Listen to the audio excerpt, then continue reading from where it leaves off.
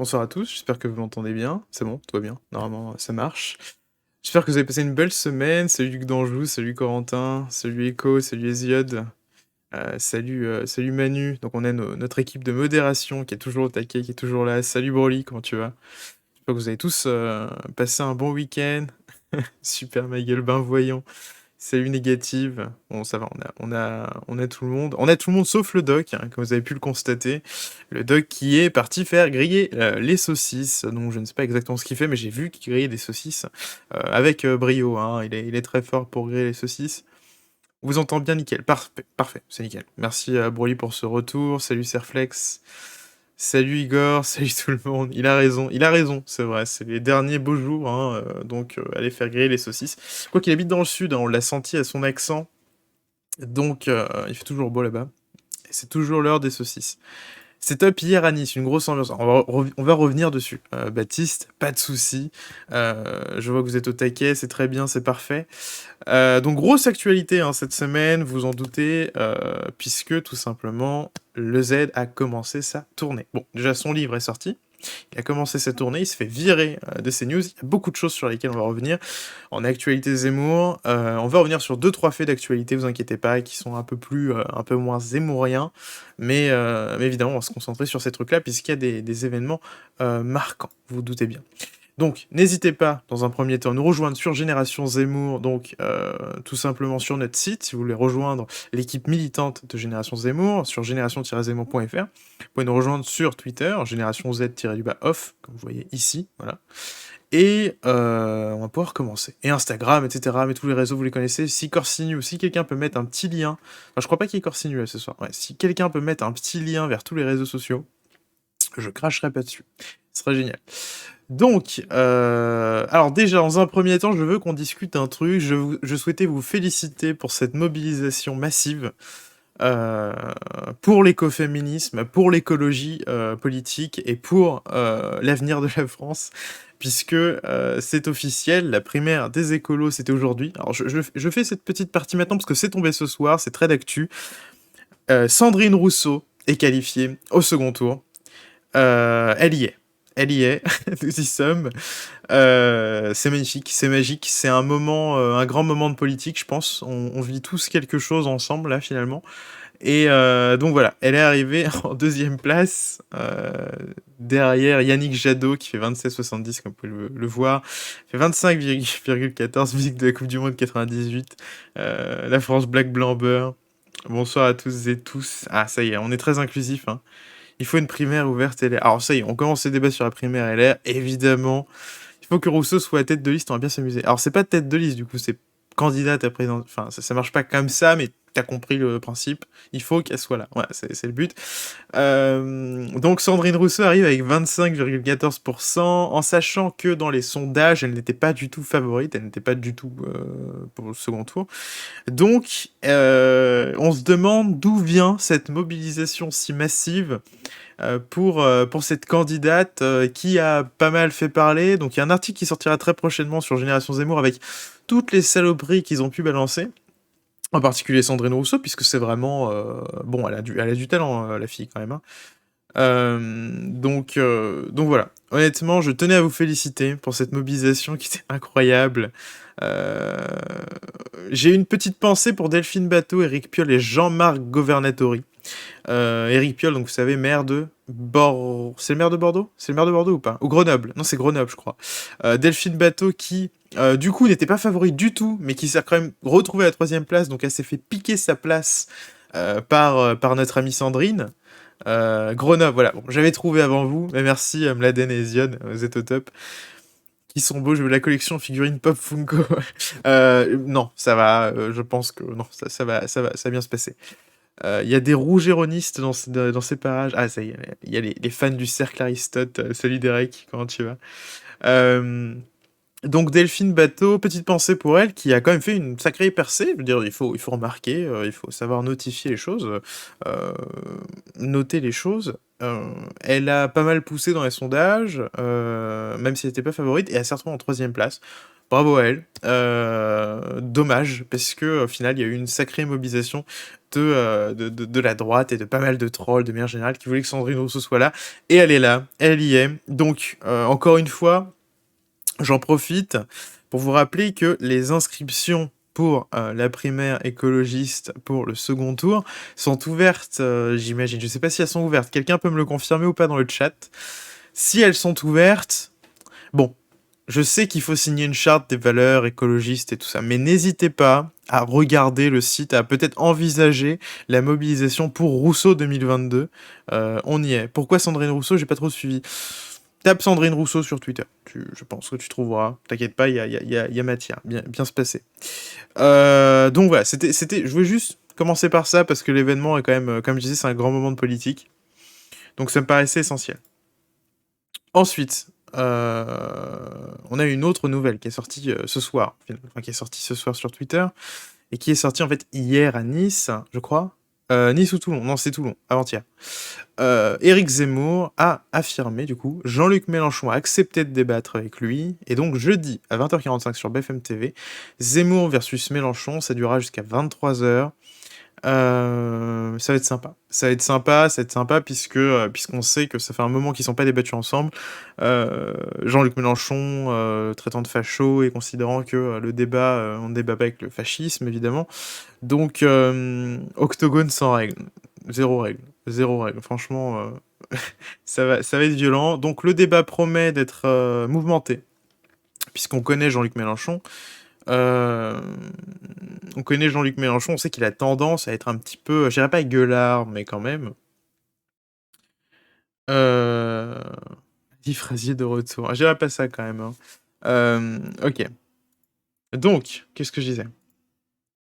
On avait Éric Zemmour, mes amis journalistes. Alors, c'est pas ça que je vous montrer dans un premier temps, mais ça va bien se passer. Voilà. Donc, on a cette petite vidéo de C'était Toulon qui est sortie, Croisée des chemins. Puisque Éric Zemmour a officiellement commencé à vendre des livres, à sortir ses livres. Son livre est sorti le 16 dernier, le 16 septembre. Et il a commencé sa tournée en commençant par Toulon et Nice ensuite hier. Et donc il a fait une petite vidéo, tout simplement, de remerciements, de campagne, je sais pas comment appeler ça. Teasing, c'est pas un teasing quand c'est après, hein, j'imagine, hein. Bon, on va dire que c'est une vidéo de promotion.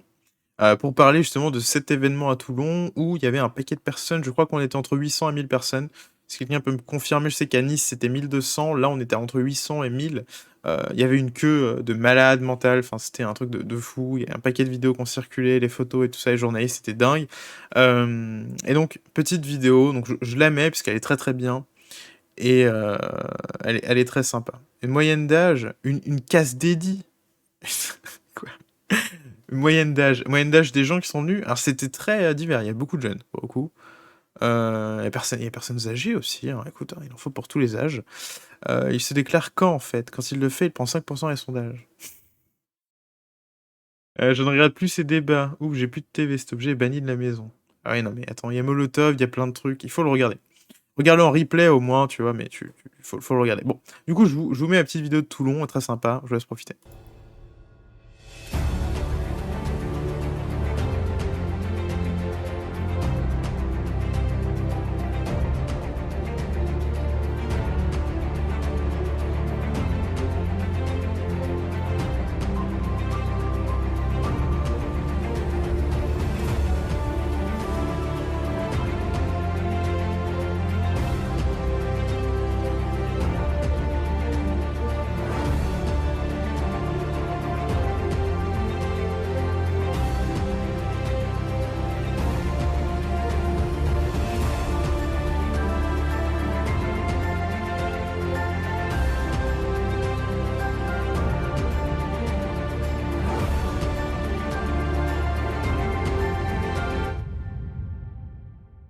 Et voilà, c'était très sympa.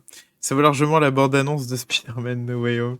Je pense, ouais, on a le Marvel Universe, après le Marvel Universe, le Zemmour Universe. C'est un disque Sarah Knafo est macroniste.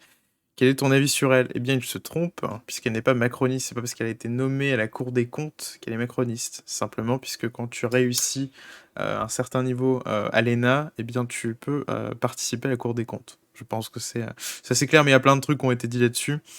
Il y a beaucoup de choses qui circulent, donc t'inquiète pas, mais non, je doute fortement qu'elle soit macroniste et je doute fortement que Zemmour soit macroniste. Voilà. En tout cas, c'est un procès qu'on peut pas lui faire. On peut lui faire beaucoup de procès, il s'en prend lui-même beaucoup, mais on peut lui faire beaucoup de procès, mais on peut pas vraiment l'attaquer en macronisme, d'accord? Le candidat du système MDR, oui, non, mais ça, c'est l'argument qui est sorti assez régulièrement. Donc j'en profite, petit point. Euh, la croisée des chemins. Site, voilà, croisée des chemins-ez.fr. Éric Zemmour par la rencontre des Français. Vous pouvez vous inscrire pour tout simplement savoir quand est-ce qu'il passe dans vos régions, dans votre région, parce que vous n'avez pas plusieurs régions. Ah, peut-être que vous voyagez beaucoup, hein, mais en tout cas, vous pouvez vous inscrire pour être tout simplement avoir une notification, un petit mail, un petit truc, ouais, c'est un petit mail, c'est ça, pour savoir tout simplement s'il passe dans votre coin, de manière à ce que vous puissiez aller voir la conférence et faire dédicacer votre livre, que vous avez bien évidemment acheté, puisqu'il y a eu déjà plus de, je crois, 300 000 livres vendus. Donc, je doute fortement que vous soyez passé à côté de cette info. Système Ovalis de Soral pour discréditer. Non, bon, système, c'est pas un mot qui appartient à Soral, évidemment. Zemmour-Mélenchon, est-ce que le débat sera fiable et peu perturbé comme avec Ruquier? Aucune idée. Je sais pas qui animera le débat. Il n'y a pas d'infos là-dessus, je crois. En tout cas, je n'ai pas vu d'infos là-dessus, je suis désolé. Je suis désolé. Alors peut-être des infos sur le truc de... Sur le truc de... Ah non, parce que ça, c'est un ancien article, hein. Ça, c'est un ancien article 9 juin. Donc voilà. Bon, il y a pas plus d'infos. Je ne sais pas qui présentera le débat.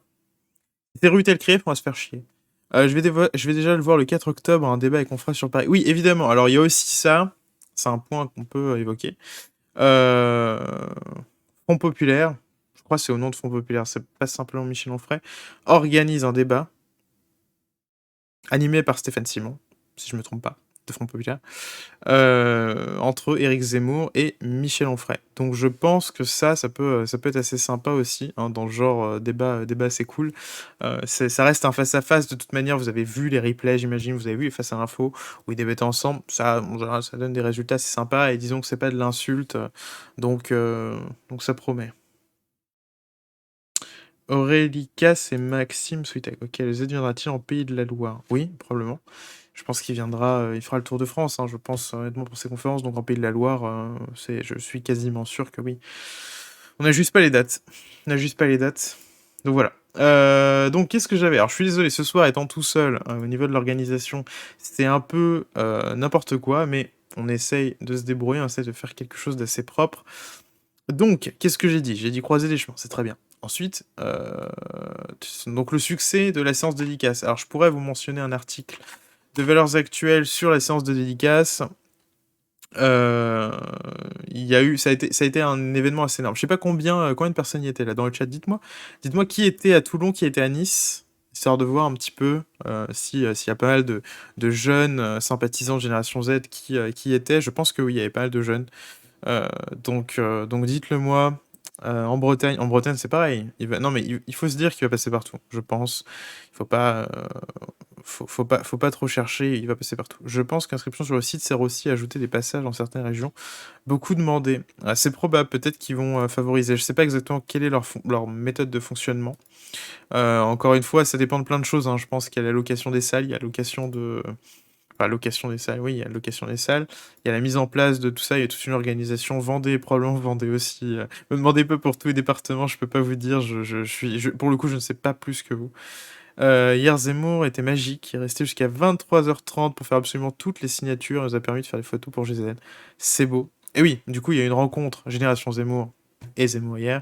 Euh, les militants ont pu rencontrer Zemmour et c'était sympa. Pas de passe sanitaire, donc j'y étais. J'y étais pas. Ah oui, mais j'aurais adoré être à Nice. Corsini était tout fou hier. Guillaume Bigot, officieusement rallié Zemmour ce matin sur l'édito. Oui, oui, oui, j'ai vu. J'ai vu l'édito, très bon édito au passage. Je l'ai pas repris, j'hésitais presque à le reprendre parce qu'il était vraiment bon et c'était beau. C'était beau. Donc, un grand moment de télé. Alors, qu'est-ce qu'on a d'autre? On a aussi cette photo, j'en profite, hein, toujours pour rester sur Toulon. On a, cette photo qui a circulé à droite à gauche, qui c'est vraiment bien, et qui montre un petit peu comment va se passer la campagne. Mes amis les journalistes, donc on voit Zemmour évidemment entouré, enfin là c'est plus entouré, c'est encerclé de caméras, de micros et compagnie, de journalistes tout simplement et il est posé, tranquille. Cette photo est magnifique. Cette photo est vraiment belle et ça montre quelque chose, c'est que à l'heure actuelle, il donne le tempo de la campagne et c'est assez ouf parce qu'il est même pas candidat, en tout cas pas encore, peut-être potentiellement candidat évidemment, on en est tous là, on pense tous la même chose à ce niveau-là, mais il donne déjà le tempo de la campagne. Tout le monde s'en fout. Xavier Bertrand, qui entend parler de Xavier Bertrand, honnêtement? Qui entend parler de Valérie Pécresse? Qui entend parler de Michel Barnier? Je connais pas. Je sais pas qui c'est. Honnêtement, si quelqu'un veut bien m'expliquer qui c'est. Par contre, Zemmour, on le voit partout. Il n'y a pas une chaîne de télé qui ne parle pas de lui en permanence. Enfin, c'est Xavier qui? Ah, c'est le mec qui a fait SFR, là. Il a déjà imposé ses thèmes, tout le monde les reprend. Exactement, c'est ce qu'il disait. Alors ça, c'était un autre passage, évidemment, que je voulais reprendre. Toujours dans le cadre de ses conférences. Euh, Alors, on reviendra aussi sur l'affaire, je sais, l'affaire Charline Vanhoenacker. Euh, on montrera la vidéo, vous inquiétez pas, tout va bien, pour montrer un petit peu l'absurdité du service public et pourquoi ça serait bien de privatiser tout ça. Petit passage télévisé, CNews, l'heure des pros, Julien Pasquet, anime, voilà. Tout simplement, on reprend un passage de la conférence qui est disponible d'ailleurs, j'en profite, les amis, parce que putain, il y a tellement de trucs que je sais même pas par quoi commencer, je sais plus par quel bout prendre ça.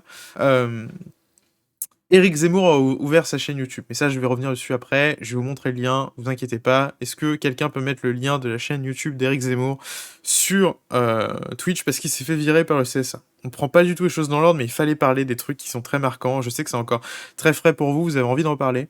Donc voilà. Donc je reprends ce passage qui était quand même assez goldé, hein, on va pas se cacher, qui était très sympathique, d'Éric Zemmour, qui passe du coup sur l'heure des pros par le biais de sa conférence à Toulon et qui déglingue un peu la classe politique et qui parle justement du fait qu'il impose ses thèmes et ça te donne totalement le tempo de la campagne. Donc allez-y, la chaîne du boss. Merci d'avoir mis les liens, les amis, c'est cool. Merci, vous assurez. Donc je vous laisse profiter. Quasiment en direct la conférence d'Éric Zemmour à Toulon sur l'offre politique actuelle. Justement, écoutez-le. Il suffit qu'il y ait une rumeur, une simple rumeur, sur ma candidature à l'élection pour voir tous les candidats parler comme moi.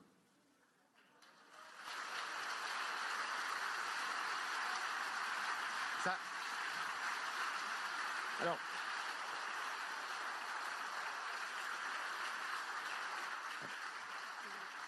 Je vois que vous non plus, ça vous a pas échappé. Faut dire qu'ils ont des gros sabots. Hein. Parfois, j'ai envie de mettre des guillemets quand ils parlent. J'ai envie de dire non, ça c'est moi. Mettez des guillemets. Bah non. Alors, j'ai le droit à tout. Hein. Les uns parlent de guerre de civilisation, les autres parlent de guerre civile. Il y en a même qui prennent mes citations favorites. Alors, je vois fleurir la démographie, c'est le destin. Alors, j'ai envie de leur donner d'autres. Hein. J'en ai d'autres s'ils veulent. J'en ai même un qui a été commissaire européen pendant des années, qui a fait campagne pour l'Europe et qui maintenant découvre que la CEDH est un boulet insupportable. Donc là, il fait référence à Michel Barnier, qui est candidat, en tout cas pour les primaires Les Républicains, et bon, qui est connu pour son européisme un petit peu, comment dire, un petit peu aveugle, son fédéralisme un peu.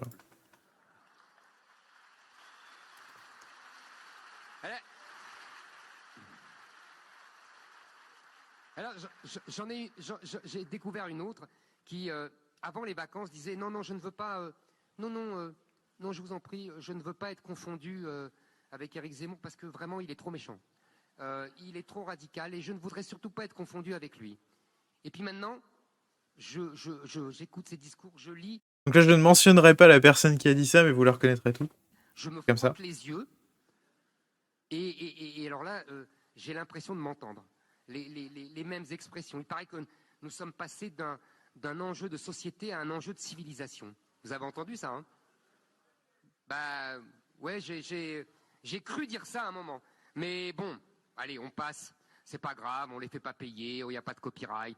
C'est bien, il faut être généreux. Comme disait mon...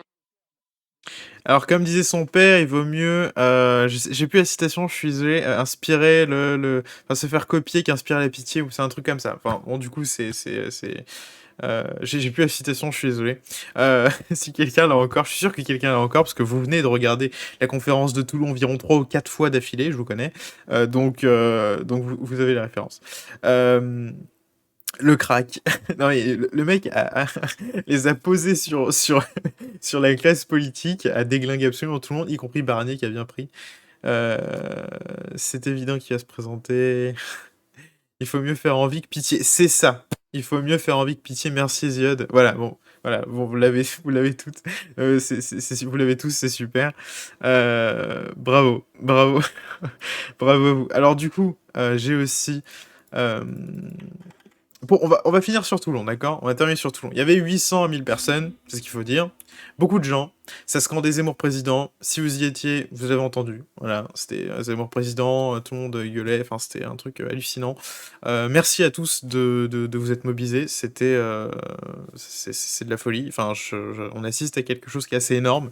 Donc bravo. Est-ce que le Z aura une chaîne Odyssée en backup de YouTube? Je sais pas si c'est pensé comme ça, mais ce serait pas une idée trop bête, Broly. Euh, je pense que c'est pas une mauvaise idée. Janvier, février, ça fait giga tard, non? C'est vrai que ça fait tard. Mais bon, encore une fois, on verra. Voilà, comme dirait Eric Nolot, on verra. Vous avez tous la ref aussi, hein, parce que je vous connais. Donc n'hésitez pas. Qu'est-ce que je regarde? Ok, très bien.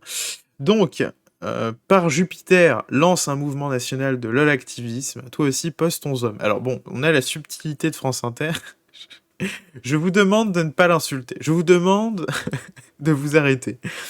Plus l'attente est longue, meilleur ce sera. Exactement, Ezion, t'as tout compris. T'as tout compris. Donc, Charline Vanhoenacker, humoriste belge. Est-ce qu'elle a encore la nationalité belge? Est-ce que quelqu'un peut aller gratter? Attendez. Est-ce qu'on peut aller regarder direct? Charline, alors c'est écrit comment son truc? Vanhoenacker, un truc comme ça, hein. Ah, c'est sur Charline que je me suis planté. J'avais réussi à écrire le nom chiant en belge, mais j'avais pas. Ah non, j'avais oublié le. Ah bien, c'est O-H-O-E. Ok, très bien. Alors, donc, est une journaliste humoriste belge, à la nationalité belge. Donc, allégorie du gauchisme et de l'enfer. On a une Belge financée par payée par le service public français, qui est sur le service public français, donc payée par le contribuable français, qui insulte 10% d'électorat, encore une fois. Enfin, 10% d'intention, d'accord, parce que 10% des personnes, on va ressortir le sondage, vous inquiétez pas, on va en parler aussi, qui insulte une grande partie de la France, et qui insulte évidemment un potentiel candidat, et en tout cas un journaliste de mérite, et un chroniqueur connu et réputé et apprécié par un paquet de personnes. Et donc, je vous laisse profiter de l'extrait, vous l'avez sans doute vu, mais je pense qu'il faut le regarder à nouveau, puisque c'est prenant quand même, hein. Il y a un petit jeu à faire avec les affiches de Ricoh partout en France. Très simple, un petit marqueur. Voilà. C'est quand même plus original que ça, quoi, tu vois. C'est marrant. Ouais, c'est marrant. Donc, elle le dit, c'est marrant. Donc, alors, bon, l'humour pipi caca prout, on y est. Zob, bon, c'est rigolo, non, pas vraiment. Mais bah, bref, elle fait ce qu'elle veut. Mais en attendant, c'est une humoriste qui est sur France Inter, qui passe régulièrement, qui insulte régulièrement les politiques. Et donc voilà, on ne rappellera pas la religion de Zemmour et pourquoi c'est encore plus simple. Et il y a évidemment ce niveau abject qui est la moustache après, donc cette moustache d'un bonhomme dont je ne parlerai pas, puisque j'ai pas envie de me faire strike sur Twitch, cette moustache qui est assez abjecte quand c'est pas drôle. C'est vrai que c'est pas très très drôle, c'est pas drôle du tout. Et en plus, bon, c'est abject, puisque, bon, on connaît tous la religion d'Éric Zemmour. Je pense qu'on peut lui faire des procès sur plein de choses, encore une fois. Des fois, il peut être un petit peu dur, un petit peu, voilà. Ça peut heurter les esprits de certains gauchistes. Mais, bon, là, quand même, je veux dire, c'était too much. Les heures les plus sombres, on y est, exactement. On est aux heures les plus sombres. Donc, on pourrait peut-être faire un petit tour de son historique à cette dame, non? Je sais pas, et qu'est-ce qu'elle a fait exactement? Elle est passée par où? Parce que moi je suis curieux, hein, moi je sais pas vous, moi je suis très curieux. Donc elle a été à l'ULB, elle présente un mémoire en philologie romane, Ok, très, très bien. Le chat, 2020 interrogé à ce sujet, déclare que Philippe, donc on s'en fout. Radio-télévision, donc RTBF, pour ceux qui... Si on a des sympathisants en Belgique, hein, on passe le bonjour. Sur France Inter, en septembre 2012, après avoir écouté une cassette de son travail, là, Charline vous regarde, très bien, donc humoriste raté. Elle avait fait aussi, elle est connue parce qu'elle a fait aussi l'émission politique, je sais pas si vous vous souvenez. Elle a fait l'émission politique, elle faisait la petite... c'était un peu le clown de France 2, qui passait entre deux sujets sérieux pour faire une blague naze sur les candidats de droite. Elle serait de droite, elle aurait été virée évidemment. Évidemment. Mais déjà, enfin, il n'y a pas de personne de droite sur France Inter, donc Raptex, c'est inimaginable. C'est quelque chose qu'il faut se dire. Pensez-vous qu'Éric Zemmour pourra attirer et rassurer la droite molle? Alors, la droite molle, LR, bon, la droite plus modérée, ce que tu veux dire, en tout cas plus libérale sur le plan économique, mais ils ne sont pas mous sur le régalien, ça c'est quelque chose, il ne faut pas se tromper. Oui. La réponse est oui. Je ne vais pas détailler parce qu'on va pas faire une... voilà, hein, mais oui. Clown est un bon mot. Clown, oui, ou bouffon du roi, un petit peu, parce que, voilà, comme disait Zemmour, c'est, ils sont pas drôles parce qu'en fait, d'une, ils sont pas dans la transgression, ils sont pas subversifs, et qu'en général, quand t'es pas dans la transgression et que c'est pas subversif, c'est chiant, c'est pas drôle. Et en plus de ça, ils portent une idéologie qui est politiquement correcte et qui est assénée sans arrêt par la télé, les médias et tout ce que tu veux. Donc, par le système, pour reprendre le mot. Donc c'est ni drôle, ni pertinent, ni révolutionnaire, ni... en fait, tout le monde s'en fout. Voilà. Pensez-vous que Zemmour va annoncer sa candidature pour 2022? Très bien. Mais je sais, qu'est-ce que tu veux qu'on réponde? Pourquoi est-ce qu'on est là? La question, c'est pourquoi est-ce qu'on est là, sinon? C'est pas juste, voilà, pour discuter. On fait pas campagne pour Charline, tu vois, Charline Vanhoenacker. Je pense pas qu'il va se présenter. Je pense que non, non. Il fera comme Macron. Bon, je vais essayer d'avancer. Je vais pas lire tous les commentaires. Vous pouvez continuer. Hein, je reprends ce qui est pertinent, mais je vais pas m'arrêter sur tous les messages. Donc attends. Donc là, on a fait Charline Vanhoenacker. Très bien. Ensuite, on va revenir sur un autre fait marquant qui est sa censure. Puisque c'est une censure, je continue de le dire, et il continue de le dire aussi, qui l'a contraint à quitter CNews. Puisque ça y est, c'est la fin, donc c'est le début peut-être d'une aventure, donc en tout cas une aventure littéraire, de conférences et une rencontre avec les Français, la croisée des chemins. Mais c'est la fin d'une autre aventure, et cette aventure c'est Face à l'info. Donc c'est terminé pour Face à l'info avec Éric Zemmour. Face à l'info à continuer. D'ailleurs, j'en profite pour vous inviter, vous pouvez toujours regarder, puisqu'il y a quand même Mathieu Bock-Côté qui est très pertinent, et ils nous ont mis une émission lundi dernier avec Charlotte Dornelas, Eugénie Bastier et Mathieu Bock-Côté. Donc je pense que si Laurent Geoffrin regardait, il a dû faire un AVC. Donc on lui souhaite bon rétablissement. Donc, Marianne, un article de Marianne. Rattrapé par le CSA, Éric Zemmour contraint de quitter CNews. Le polémiste Éric Zemmour, dont le temps de parole dans les médias audiovisuels est désormais décompté comme celui d'un homme politique sur décision du Conseil supérieur de l'audiovisuel, le CSA, doit arrêter l'émission dont il était chroniqueur sur CNews, annoncé la chaîne ce lundi 13 septembre. Donc c'était lundi, en même temps que son passage dans l'heure des pros. Il a fait un petit face-à-face avec... C'était un petit face-à-face avec Pascal Praud. Ils ont pu parler, échanger pendant une bonne heure, ouais, une bonne heure. Ils ont pu discuter de pas mal de sujets, de sa vision de la politique, de son livre, principalement, du contenu de son livre, évidemment, de sa cohérence, de son système, du système idéologique d'Éric Zemmour. C'était un échange très intéressant, et c'est à cette occasion qu'ils ont annoncé, évidemment, son éviction. Donc, patatras. Donc merci à Marianne, j'adore Patatras, c'est très joli. Après quelques jours de barreau d'honneur, la chaîne CNews a annoncé ce lundi 13 septembre que son polémiste Éric Zemmour ne participera plus à Face à Info, puisque évidemment, comme vous le savez, le CSA a décidé de décompter le temps de parole d'Éric Zemmour, qui n'est pas candidat, en sachant que les autres candidats qui sont eux candidats officiels, d'accord, c'est-à-dire Xavier Bertrand, enfin officiels, ils n'ont pas les signatures, donc évidemment c'est pas officiel, mais qui sont des candidats déclarés, donc on sait qu'ils sont candidats, eux n'ont pas leur temps de parole décompté. Donc, je veux dire, on nous prend un peu pour des cons, voilà, hein, comme ça.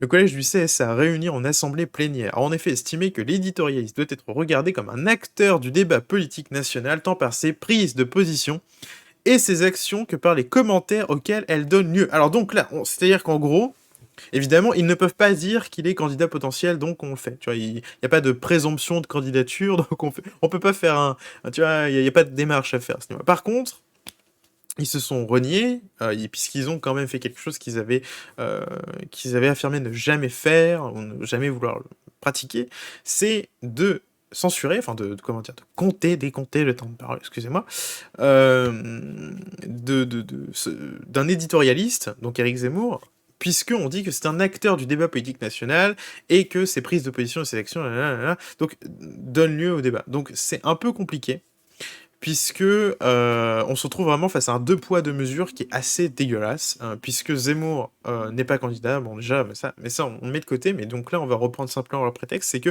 Zemmour porterait des idées qui pèsent dans le débat national. Comme si Charline Vanhoenacker, voilà, pour ceux qui voulaient en profiter, Charline Vanhoenacker, comme si Laurent Ruquier, comme si Léa Salamé, comme si Cohen, comme si toutes ces personnes-là qui sévissent en plus sur le service public, ce qui est encore plus dégueulasse, d'accord, puisque payé par le contribuable et tout ça, enfin voilà, eh bien ces personnes-là, elles n'ont pas de temps de parole décompté, alors que pourtant, elles partagent absolument toute la même idéologie, elles pensent toutes la même chose, mais non, ça pose pas de problème. Donc encore une fois, il y a des gens qui sont plus égaux que d'autres, hein, et dans la matière, là, on est un peu là-dessus. J'espère. Donc, il y a un débat sur l'UE. Donc, je vois. Très, très patient débat sur l'UE dans le chat. La manif à Paris pour s'opposer à ces décisions du CSA a été organisée trop tôt. Je n'ai pas pu y aller. C'est pas parce que tu n'as pas pu y aller que ça a été organisé trop tôt. C'est dommage, évidemment, on aurait bien aimé que tu y sois, Oscar. Mais non, elle est pas trop tôt, justement, je pense que plus tard, ça aurait été trop tard. Enfin, on était encore en plein milieu du truc, la décision venait d'être prise par CNews et par le CSA. Donc non, c'est pas trop tôt, on peut pas dire ça. Mais en tout cas, oui, mais j'espère qu'il y aura probablement d'autres manifestations, d'autres choses, t'inquiète pas, Oscar, et tu pourras y participer sans problème. Donc voilà, le CSA, c'est un peu l'arnaque. Il y a pas mal de choses qui ont été dites, je vais pas revenir sur tout. Évidemment, Christine Kelly est revenue là-dessus aussi, elle a même expliqué ce que c'était, comment ça fonctionnait le CSA. Il y a des anciens membres du CSA, le nom m'échappe, je suis navré, si quelqu'un peut remettre le nom. Je pense qu'il y a même des passages Twitter très intéressants. Je crois que c'était sur CNews qui a été passé, puis même sur TPMP, il y a d'autres gens qui sont passés, mais enfin bref.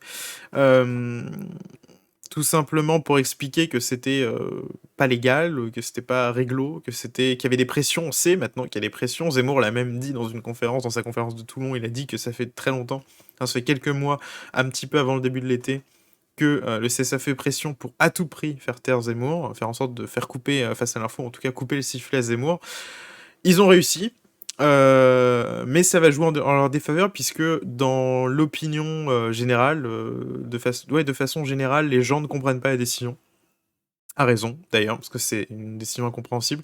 Et tout simplement, je pense qu'il va juste gagner en capital sympathie. Et voilà. C'est comme ça que ça va se passer. C'est lui qui va déclencher une guerre civile. Alors, Janowski, évidemment. Donc, on a un anti-zémoriste dans le chat. je lui passe le bonjour. La guerre civile, on y est déjà, Janowski, mais c'est pas dramatique, t'inquiète pas, tout va bien. Donc, alors, on a fait le tour sur le CSA, CNews, je pense. Je crois que tous les sujets ont été évoqués là-dessus. On va passer à des trucs un peu plus positifs, parce que là, pour l'instant, bonjour à lui. Voilà. On va passer à des trucs un peu plus positifs. J'ai oublié de préciser, d'ailleurs. Il a fait des passages sur TPMP, il a fait de nombreux passages à droite à gauche, et il a ouvert, comme je disais, sa chaîne YouTube. Donc je vais la mettre, d'ailleurs, sa chaîne YouTube devant vous. J'avais pas préparé ça, hein, je suis désolé. Vous avez vu le lien de toute façon dans le chat. J'en profite, si tu veux le remettre, si Hésiode, tu peux remettre le lien directement pour la chaîne d'Éric Zemmour, ça serait super cool. Alors, la chaîne d'Éric Zemmour, alors c'est pareil, je pense qu'on peut en parler, a été shadowban, c'est-à-dire qu'on ne peut plus la retrouver. Donc je vais vous montrer ce que c'est qu'un shadowban pour les curieux. Un shadowban. Donc, si je mets Éric Zemmour dans la barre de recherche, eh bien, plutôt que de tomber sur sa chaîne, ce qui devrait être logique, puisque c'est le nom de sa chaîne, hein, il s'appelle pas Toto Lastico, Éric Zemmour n'est pas là. Donc voilà, on peut pas trouver sa chaîne. Sa chaîne n'est pas du tout référencée, alors que, évidemment, il y a un nombre de vues qui est relativement considérable. Puisque bon, on te met quand même truc à Toulon, machin, le Parisien, 60K, mais je pense qu'il fait plus. Chaîne, on la trouve. Si on écrit Éric Zemmour chaîne, on trouve. Oui, mais normalement, quand t'as envie de trouver sa chaîne, tu écris juste Éric Zemmour. Tu vois, on devrait normalement, quand tu tapes Éric Zemmour, on devrait faire en sorte que tu trouves sa chaîne. Donc ça, c'est un shadowban quand même. Donc c'était Toulon, machin. Donc on a toutes ces vidéos, dont, évidemment, je vous invite à la regarder, puisqu'elle est passionnante. La conférence à Toulon. Vous pouvez y aller. Oui, je précise. Merci à Yellow. Non, ouais, c'est cool, merci. Éric Zemmour cœur. Non, si je mets Éric Zemmour cœur, y a rien. Y a Ina, RMC. Bon, on a essayé, hein. Clément Viktorovitch. Bon, je suis pas sûr qu'il y ait beaucoup d'amour entre lui et Zemmour, mais bon, bref, on a essayé. Ok, très bien. Donc, voilà, c'était la pub pour Éric Zemmour, pour sa page YouTube, pour sa chaîne YouTube, pardon. Et je vous invite à aller vous abonner à sa chaîne YouTube, évidemment, pour être au courant dès qu'il y a une vidéo qui sort. Et n'hésitez pas à aller regarder son contenu, dont la conférence de Toulon, qui est très intéressante. Et je sais pas à quelle fréquence, je sais pas si celle de Nice sera diffusée. Peut-être pas, peut-être, je sais pas. J'ai aucune idée. Ensuite, donc, news un peu plus positive. Puisque c'est sorti, c'était un sondage Harris Interactive. C'est une chaîne... ok, c'était un sondage, pardon, Harris Interactive. Présidentielle 2022, Éric Zemmour crédité à 10% d'intention de vote selon un nouveau sondage. Le journaliste qui n'a pas déclaré sa candidature rassemblerait plus de voix qu'Anne Hidalgo ou Yannick Jadot, ou peut-être Sandrine Rousseau, puisque on ne sait pas, enfin, peut-être que ça va être elle la candidate, là, du coup il y a un doute, selon le baromètre Harris Interactive pour le magazine Challenge, apparaître ce jeudi 16 septembre. Donc c'est sorti le jeudi 16 septembre, on savait un petit peu avant, parce que le sondage avait fuité. Donc toujours pas candidat, mais déjà une percée significative dans les sondages, c'est ce que révèle le dernier baromètre de Harris Interactive pour le magazine Challenge du jeudi 16 septembre. Selon l'hebdomadaire, le polémiste réalise une percée spectaculaire et obtient pour la première fois un score à 2 chiffres, ce qui est énorme, voilà, hein, tout simplement c'est énorme. C'est Sandrine en président. Je vais pas essayer de le dire de la façon dont tu l'as écrit, hein. Tu me pardonneras, Yellow, très bien. Il a déjà beaucoup fuité, notre sondage, donc voilà, comme je disais, il a fuité. Alors, j'ai cliqué dessus, donc on a directement le tweet. Macron 23%, Le Pen 19%, Bertrand 14%, Mélenchon 11%, Zemmour 10%, Hidalgo 7%, Jalo 7%, Dupont-Aignan 2%, mais c'est anecdotique. Très bien, donc un sondage assez significatif. Donc ce qu'on peut observer, c'est que le type gagne 2 points par semaine, tu vois, enfin 2 points toutes les 2 semaines ou par semaine, tu vois. C'était quand le dernier sondage, je crois que c'était IFOP.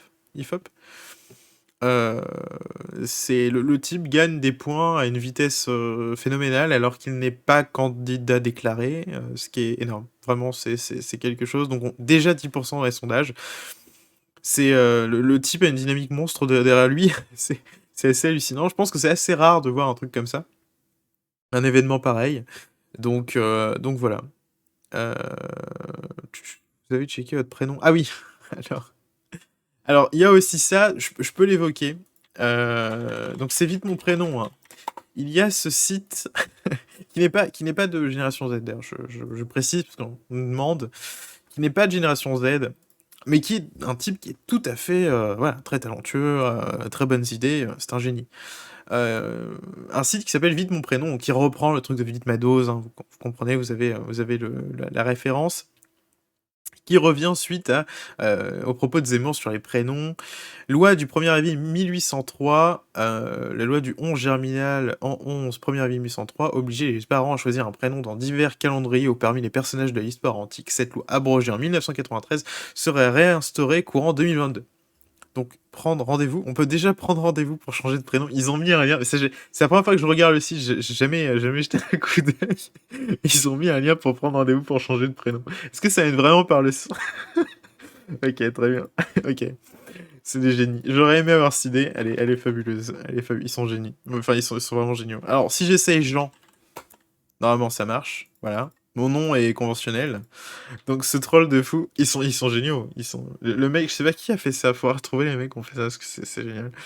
Mais évidemment, si on met bon classique, c'est chiant à écrire, hein. Alors bon, Absatou c'est Agathe, c'est pas Corinne. Donc, voilà, typiquement, typiquement, c'est pas Corinne. Déception, presque. C'est un peu dommage. D'après certains, ça viendra des 18-25, ça m'étonne même pas. Ça m'étonne absolument pas. Perso, mon prénom est conforme. Ah mais je sais pas, je connais pas vos prénoms, hein, je suis désolé, il y a au pseudo. Est-ce que Morgane, ça marche? Bon allez, j'en fais un, on va pas faire tous les prénoms de la Terre. Martin, non, il faut que tu t'appelles. Martin, ça vous irait très bien. Donc, tu dois, voilà, tu prends rendez-vous, t'as le petit lien là. Et puis on peut s'arranger ensuite, hein. Très bien. Alban. Bon, j'en fais encore un dernier, mais après vous allez sur le site vitemonprénom.com. Voilà, donc Alban, ça marche. Anne, ça marche, ça je le sais que ça marche. Euh, donc voilà, pour les sondages. Bon, putain, comment on est arrivé jusqu'à vite mon prénom, quoi. On a fait une transition assez. Donc ça y est, tout le monde va commencer à balancer son prénom, c'est génial. L'algo est mal foutu. Ouais, je t'avoue, c'est pour le troll, ce site. Donc, Zemmour 10%, plus 3. Le type a gagné 3 points en 2 semaines. C'est énorme. C'est juste énorme. Enfin bon, bref. On va terminer avec le sondage de Zemmour. Est-ce qu'il y avait des articles assez sympas? Ah, il y a un article, un passage sur RTL qui était pas spécialement marquant, qui était pas non plus, comment dire, il n'y avait pas de contenu spécial. Au final, il a dit plus ou moins ce qu'il pensait, ce qu'il disait. De toute manière, vous connaissez la pensée zémoriste. Et il y a eu ce petit passage de l'interview d'Alba Ventura qui était assez drôle. J'ai trouvé ça assez fin, enfin fin. Je sais pas si on peut dire fin, mais en tout cas assez sympathique face à Alba Ventura, donc qui était avec lui sur Zemmour et Nouveau, si vous vous souvenez bien, vous devez la connaître, et puis qui fait les interviews politiques tous les matins sur RTL. Donc, alors, attendez, parce qu'il y a Jean-Claude qui parle en bas, on s'en fout. Ok, donc Éric Zemmour candidat, je peux faire durer l'ambiguïté tant que c'est mon intérêt. Zemmour dans RTL Matin. Je vous laisse profiter du passage qui est très sympa. C'est important les règles pour vous? Très important. Donc ça vous semble naturel que le Conseil supérieur de l'audiovisuel décompte le temps de parole de quelqu'un qui commence ses phrases par « si je suis président ». D'abord, je ne commence pas souvent mes phrases par « je suis président ». Je vous ai Pas souvent. entendu, si. Oui, enfin bon, on peut, c'est une formule. Mais surtout, vous savez, je défends des idées depuis toujours. Ça s'appelle de la politique. Je pense que tous les journalistes, en tout cas à partir d'un certain niveau, font de la politique. Ils défendent des idées. J'aimerais que le CSA aille voir les émissions, par exemple C'est à vous, par exemple des émissions sur France Inter. Et là, il verrait s'il y a mesure de décompter le temps. Alors j'ai augmenté le son, je sais pas si c'est bon pour Fat Pasta, j'ai vu que tu me disais au niveau du son, est-ce que c'est bon là ou pas? J'ai monté un tout petit peu. C'est vrai que ça change d'une vidéo à l'autre, alors j'essaie de trouver un juste milieu. Je continue la vidéo, mais vous me dites s'il y a des problèmes au niveau du son et si c'est assez faible. C'est bon? Ok, parfait. Le Parce que CSA là, l'a je peux fait vous avec dire Laurent que- Geoffrin, Oui. souvenez-vous. Comment Quand il soutenait le CSA l'a fait avec Laurent Geoffrin. Non, mais moi je Et parle puis il l'a même fait pas. avec d'autres acteurs. Je qui parle pesaient même dans pas le de débat Laurent public. Geoffrin. Est-ce qu'il décompte toutes les émissions de France Inter du matin? Est-ce qu'il décompte? Je vous dis, c'est à vous. Ou en plus, en Mais l'occurrence, ça vous me le dites concerne. vous-même, vous n'êtes plus seulement éditorialiste aujourd'hui, et vous avez anticipé, Eric, puisque vous vous étiez retiré du Figaro. Vous ne vous Non, étiez non, non. jamais retiré du Figaro pour le seul motif de publier un je livre. n'étais pas retiré du Figaro. J'ai discuté avec Alexis Brézet, qui était directeur de la rédaction, et il m'a dit, c'est embêtant, j'ai la société des journalistes sur le dos en permanence, qui est obsédée par toi, donc il faut faire quelque chose. Et bon, là, je me suis dit, bon, de toute façon, j'ai ma promotion de livre. J'avais, n'oubliez pas, tous les jours de la semaine, j'avais l'émission de CNews. Croyais-je naïvement. Donc, il me restait le week-end pour faire ma promotion de mon livre et aller voir les gens, les lecteurs, les Français, etc. Et donc, je lui ai dit, bon, bah écoute, comme j'avais l'habitude de lire le week-end ma chronique pour le Figaro, je lui ai dit, bon, on peut s'arranger, on peut se mettre en congé, mais je peux revenir au Figaro du jour au lendemain. Ce n'est pas moi qui vais vous apprendre qu'on ne sort de l'ambiguïté qu'à ses dépens. Qu'à son détriment. Et donc, vous êtes en pleine ambiguïté. Ben oui. Et donc, je peux faire durer ça tant que c'est mon intérêt. Le mec en a plus rien à foutre. C'est hallucinant, genre, bah oui, évidemment que je suis ambigu. Et alors, qui est ton problème, Albert? Tu veux qu'on parle? C'est assez ouf. Donc, voilà, j'ai trouvé le passage, c'est sympa, je vous l'ai mis. Bon, j'ai mis en intégralité, il y avait 2 minutes, il y a des trucs qui étaient un petit peu superflus, dont on a déjà parlé. Mais le bah oui est quand même, voilà, merci Hésiode. Le bah oui est goldé, c'est quand même genre, bah oui, et alors? Quel est le problème? Évidemment que je suis ambigu. Donc le passage, c'était sympa. Alors, news sur Marianne, parce qu'attends, est-ce que c'est vrai ça? Est-ce qu'il y a des poursuites? Parce que j'ai un article de Marianne que je viens de voir. Shine Vonnenaker accusé d'antisémitisme quand le piège se referme sur Inter. Est-ce qu'il va y avoir des poursuites pour antisémitisme? Ah ah! Ah ah! Ce serait bien, hein? Ce serait bien, hein? Toujours rien, un truc. Ok. Bon, je vois pas grand chose, malheureusement. Bon, je vois rien. Bon, c'est pas grave. Je crois pas. De toute façon, j'ai pas eu écho de ça, hein. Donc, on va dire que ce n'est pas arrivé. Donc, c'était. Est-ce qu'on a fait le tour de l'actu Zemmour? Je crois que oui. Je crois que oui. Donc, il y a un débat sur les Beatles maintenant, hein. Donc, je crois qu'elle l'a fait le jour d'une fête juive. Oui, elle l'a fait pour. Comment ça s'appelle? Putain, j'ai pas le nom. Je suis désolé, en fait, juive, j'ai 0 sur 10. Je suis pas très très fort. Ah, le jour de Kippour. Voilà, elle a fait le Kippour, donc le jour de Kippour, c'est pas ouf. La une de Causeur. Non, mais la une de Causeur. Non, mais la une de Causeur, je peux pas la mettre sur Twitch. Je suis navré, Olisan, je peux pas la mettre sur Twitch. Puisque tout simplement, j'ai pas envie de faire strike la chaîne. Ils sont assez tendancieux là-dessus, il faut le dire. Il faut pas oublier qu'on marche quand même sur un fil, hein, sur Twitch, puisque la politique voilà, de Twitch en matière de politique, justement, est assez compliquée à gérer. Il faut réussir à voilà, passer entre les balles. Pour l'instant, on le fait. Il paraît que ZES, c'est-à-dire quelque chose d'antisémitisme. Hein? Ah bon? Ah, j'ai pas. Non, moi j'ai juste entendu que c'était le truc de Kippour et le fait de tu te foutre une moustache sur un juif, c'était pas ouf, quoi. On peut avoir un débat sur l'Arc de Triomphe actuel. Alors, je l'avais mis, on m'a dit, est-ce que c'est pertinent? Est-ce que vous voulez qu'on parle de l'Arc de Triomphe? Est-ce que vous voulez mon avis sur l'Arc de Triomphe? Je suis pas sûr, hein. Est-ce que ça vous intéresse vraiment? Souriez, vous êtes grand remplacé. Bon, voilà, bon, bah, Broly, il a fait. Là, je vous invite, quelqu'un. Non, je vais pas. Mettez pas le lien. Euh, Mettez pas le lien, honnêtement. La une de Causeur, je vous laisse aller regarder vous-même, puisque elle est très sympa quand même. Moi j'aime beaucoup, je suis très fan. D'ailleurs, il y a Geoffroy le jeune qui a fait un tweet, je sais pas si vous l'avez vu, les amis, qui était très cool, en disant qu'il détestait, puisqu'il avait pas, c'est pas lui qui avait eu l'idée. J'ai fait génie, non mais génie le mec, il est génial. L'Arc de Triomphe, je pense qu'on pense tous pareil ici. Alors moi je me suis questionné. Parce qu'au départ je trouvais ça laid quand c'était en construction. Maintenant, je reprends un petit peu ce qu'a dit Joueur du Grenier, hein, vous devez suivre Joueur du Grenier, qui a dit que on dirait un petit peu l'Arc de Triomphe, pas de Triomphe, pardon, 1, 2, 3. Dans les jeux vidéo, vous savez, dans les vieux jeux un peu nazes, ils font toujours un truc très pixelisé, très dégueulasse. Je sais qu'il y a des débats, il y a des gens qui considèrent que c'est ok, il y a des gens qui considèrent que c'est pas ok. En soi, je trouve pas, je suis navré, hein, je trouve pas ça immonde. Voilà, je trouve pas ça dégueulasse, d'accord? C'est pas Jeff Koons, d'accord les amis? Ok. C'est pas fou. C'est pas très très fou, mais c'est pas Jeff Koons, d'accord? Je comprends pas le concept, mais par contre, en fait, peu importe. En fait, c'est juste un concept, une idée globale. C'est juste le truc dans sa globalité qui m'emmerde un peu, si je dois dire. C'est que, encore une fois, on cache et on vomit un peu sur le passé d'une façon ou d'une autre, même si c'est pas mal intentionné, parce que peut-être qu'il a de très bonnes intentions. J'ai entendu parler de comment dire. J'ai entendu parler du fait que oui, c'est pour finalement redonner la valeur à l'Arc de Triomphe quand on la sortira, machin, ça. Enfin, ok, c'est un truc, c'est le symbole, je comprends, il y a plein de trucs, voilà, tout va bien. Mais voilà, une seconde fois, monument à la population. Voilà, Yellow, c'est exactement ce que tu viens de dire. C'est le truc que je comprends, tu vois. Surtout que ça dure, bon, pour lire le truc de Yellow, surtout que ça dure que 15 jours, c'est autofinancé, c'est vrai. C'est vrai que c'est autofinancé, c'est pas subventionné, c'est pas, voilà. Ça a pour but d'offrir une seconde fois un monument à la population. Donc c'est un truc que je peux entendre. Mais par contre, c'est un peu chiant.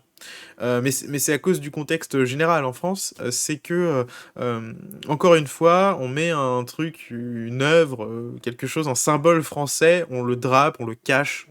Et je trouve que c'est très malvenu en cette période. L'initiative aurait été peut-être jolie dans une autre période, mais à l'heure où on détruit des statues et où on veut absolument cacher tout ce qui est français, détruire tout ce qui est français, tout ce qui peut rappeler la nation, tout ce qui peut rappeler l'histoire, tout ce qui peut rappeler la symbolique de la France, je trouve que c'est dommage. Je trouve que c'est finalement, comment dire, maladroit. Voilà. Qu'on aime ou qu'on n'aime pas. Visuellement, qu'on aime ou qu'on n'aime pas. Le concept derrière, si vous voulez, mais c'est maladroit. Voilà. C'est le truc que j'ai à dire. Je suis plus nuancé, je suis pas en train de dire que c'est juste dégueulasse. Même si je trouve pas ça voilà, très très beau, mais je vais pas non plus cracher pour le principe de cracher. Voilà, il y a des trucs qui peuvent être de loin comme ça, c'est forcément très choquant. Mais enfin bref. Et l'emballage est bleu, blanc, rouge. Bon, il y a un petit côté, bon, c'est subtil quand même, on dirait plutôt stracciatella, tu sais, les yaourts. Donc c'est plutôt à ça que ça me fait penser. Enfin, bref. C'est bon, on a parlé de l'Arc de Triomphe. De Triomphe, putain, mais j'arrive pas à le dire. L'Arc de Triomphe. Ça vient se l'Arc de Triomphe, très bien. Qui a payé ça? Pas mes impôts, j'espère. Non, Oufus, c'est autofinancé. On peut cracher dessus, c'est une bâche de toute façon. C'est protégé, c'est bon.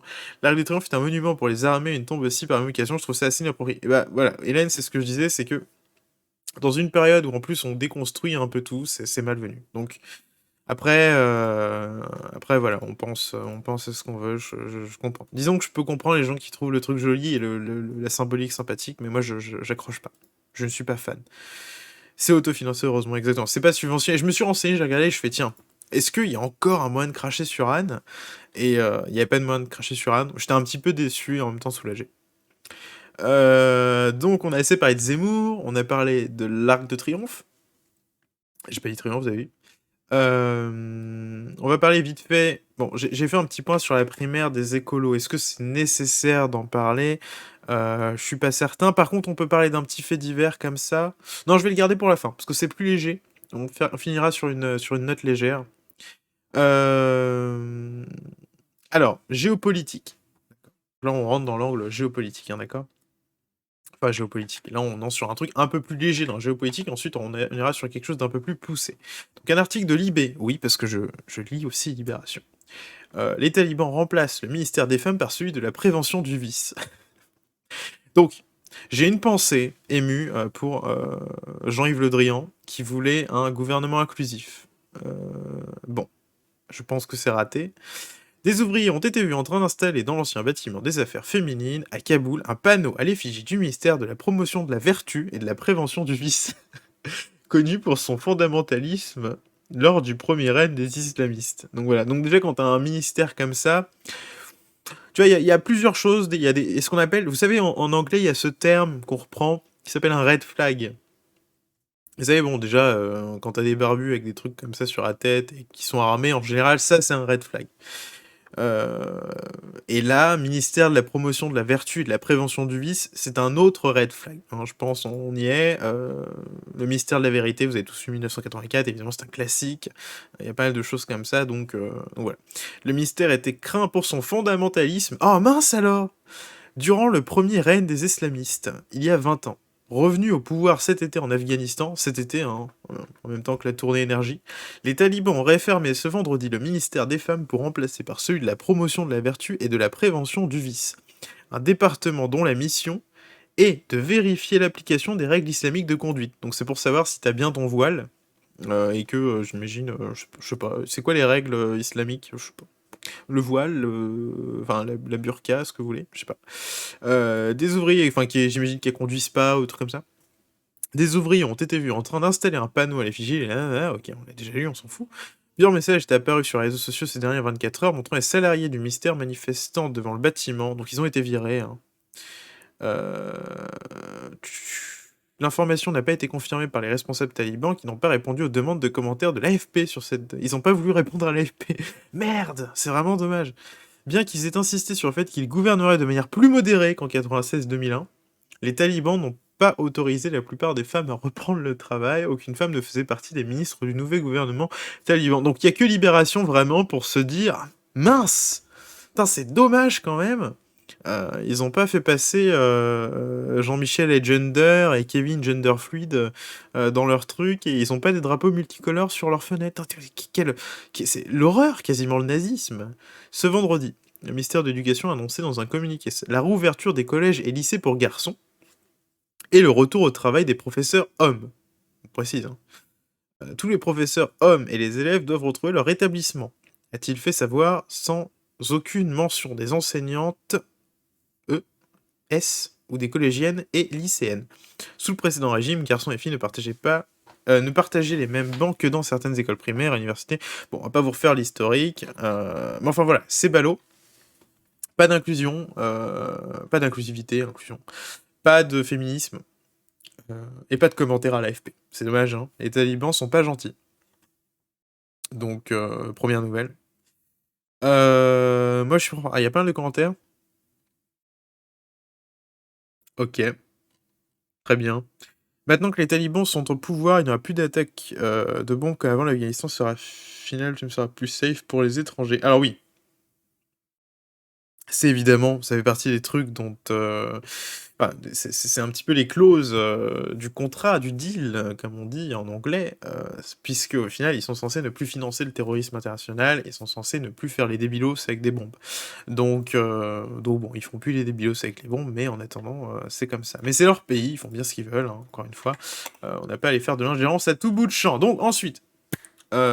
truc très différent, hein, on passe vraiment du coq à l'âne, mais ça reste dans la géopolitique, ou en tout cas dans la politique internationale. Australie, Biden avance en sous-marin, donc très joli titre. Donc c'est un article de Génération Zemmour, je vous invite à aller regarder les articles de Génération Zemmour, on a des rédacteurs qui sont vraiment très très bons, qui font un bon travail, et qui font des articles vraiment propres. Donc... En 2016, la France réussissait à arracher un contrat de plus de 56 milliards pour la fourniture de 12... Alors, il y a une erreur, vous voyez, donc on est tellement fort à Génération Zemmour qu'on met 2. C'est pas assez, un seul n'est pas suffisant. 12 sous-marins à l'Australie. Jeudi, le Premier ministre australien Scott Morrison a finalement annoncé renoncer à cet accord pour en préférer un avec des partenaires stratégiques, les États-Unis et la Grande-Bretagne. Un projet avec quelques difficultés, donc on va faire un petit rappel. Coup de tonnerre dans le monde atlantiste. L'Australie annonce ce matin renoncer à l'accord signé avec la France pour la fourniture de 12 sous-marins. Canberra préfère, donc Canberra ou Canberra, je sais pas comment vous prononcez ça, vous, enfin vous pouvez pas le dire, de toute façon vous le dites pas, préfère finalement conclure un partenariat avec les États-Unis et la Grande-Bretagne. Il y avait eu des complications depuis la signature, le contrat initial plafonnait à 31 milliards d'euros, la note avait finalement grimpé jusqu'à 55 milliards d'euros. Le ministère de la Défense australien avait déjà menacé la France d'un plan B, et Emmanuel Macron avait dû donner de sa personne le 15 juin dernier afin d'apaiser la situation. Cependant, la véritable raison de ce revirement d'alliance économique et militaire semble plus complexe. Je vous quitte le clair. Salut Broly, des bisous et bonne semaine à toi. Des enjeux géostratégiques importants, l'Australie subit depuis plusieurs années des pressions constantes de la Chine. On peut lire l'article entier, les mesures touchées là, l'organe de presse officiel du Parti communiste, donc il y a les pressions par la Chine évidemment. Face à la volonté hégémonique chinoise, l'Australie a décidé de changer de braquet en se tournant vers les États-Unis et la Grande-Bretagne. L'Australie fait un choix qui dépasse le plan économique. Ce nouveau partenariat appelé AUKUS permet aux États-Unis de resserrer leur pression autour de la Chine qui avait été ébranlée par le départ de l'Afghanistan. Pékin a d'ailleurs immédiatement dénoncé une vente irresponsable, la position stratégique d'Australie. Ok, donc ça c'est chiant, enfin c'est chiant. Là en fait on s'en fout, on est sur la partie où finalement ils font leur truc. Côté français, le réveil est difficile, c'est là que ça se corse. La diplomatie française s'emploie depuis ce matin, donc ce matin c'était l'autre matin, hein, ça a été publié quand, excusez-moi, que je regarde la date, il n'y a pas la date. Bon ça a été publié, enfin si il y a la date sur le truc avant, ça a dû être publié le jour même, hein. Depuis ce matin, jongler entre atlantisme et trahison. Fidèle à sa tradition américanophile, Béate, elle s'est contentée d'hurler en silence. Le ministre des Affaires étrangères, Jean-Yves Le Drian, parlait ce matin de coups dans le dos. Donc en diplomatie, évidemment, on parle de coups dans le dos. Il n'y a plus de cynisme, il n'y a plus de politique, il n'y a plus rien. Donc voilà, donc ça c'est exactement ce que ça donne quand on ne fait plus de politique, quand on ne fait plus de géopolitique, quand on ne fait plus de géostratégie. C'est que quand il se passe quelque chose qui ne va pas dans notre sens, les gens défendent leurs intérêts de nation, d'empire, de ce que tu veux, eh bien on appelle ça un coup dans le dos. Non, en fait c'est simple. C'est juste que les États-Unis défendent leur truc, en fait. Donc c'est dégueulasse pour nous, parce qu'on n'est pas capable de se défendre correctement, mais on ne parle pas comme si, je sais pas, enfin, on dirait que Jean-Yves Le Drian vient de découvrir que sa femme le trompe, enfin, un coup dans le dos. Non, c'est de la politique, mon grand. Et oser, ce qui semble une terrible insulte dans le langage atlantiste, comparer les méthodes de Joe Biden à celles de Donald Trump. Voilà. Donc évidemment, hein, ils se rendent compte maintenant qu'au final, le problème c'était pas Trump, c'était pas Biden, c'était pas ce que tu veux, c'est simplement les intérêts des États-Unis qui sont pas en phase avec les nôtres. Hein, c'est en tout cas avec ceux de la France. Le communiqué de presse officiel n'est pas beaucoup plus virulent. Le ministère regrette la décision de l'Australie et ne se permet même pas une pique envers ses alliés américains? La réponse est la même que d'habitude. Il faut renforcer l'autonomie stratégique européenne pour porter nos valeurs dans le monde. Donc, on a aussi tout un débat en ce moment sur la défense européenne. Vous avez dû en entendre parler. Je vais pas en parler ce soir. On en reparlera probablement la semaine prochaine avec le doc. Donc voilà, Macron s'est fait humilier. Pourquoi il a toujours pas réagi? Parce que c'est Macron. Difficile de parler quand t'as le machin de Biden. Ok, je sais pas pourquoi j'ai commencé à lire ça, mais faut que je lise le truc avant de le dire, hein, d'accord? Il est censé parler à Biden dans les heures qui viennent. Voilà, bon, oui, c'est vrai, il y a un échange qui est prévu, j'ai vu ça tout à l'heure. Ils sont censés s'appeler, ce bigophone, discuter un petit peu, chatter comme on dit. Qu'est-ce que c'est que ça? Info France. Ah oui, donc il y avait un autre truc, Info France 2. Donc j'en profite pour mettre le passage de Jean-Yves Le Drian, ministre des Affaires étrangères, qui parle justement du Bonsoir, Jean-Yves Le contrat. Drian. Oula, qui parle justement du contrat de sous-marin rompu par l'Australie. Je vous laisse profiter du passage. Pour une grande partie des Français qui nous écoutent, rappeler ces ambassadeurs après une telle humiliation, cela veut peut-être pas dire grand-chose. C'est très symbolique. Il y a eu mensonge, il y a eu duplicité, il y a eu rupture majeure de confiance, il y a eu mépris. Donc ça ne va pas entre nous, ça ne va pas du tout. Ça veut dire qu'il y a crise. Et à ce moment-là, il y a d'abord un aspect symbolique. C'est qu'on rappelle nos ambassadeurs pour essayer de comprendre, mais pour en même temps montrer à nos pays anciennement partenaires que nous avons un très fort mécontentement, qu'il y a vraiment une crise grave entre nous.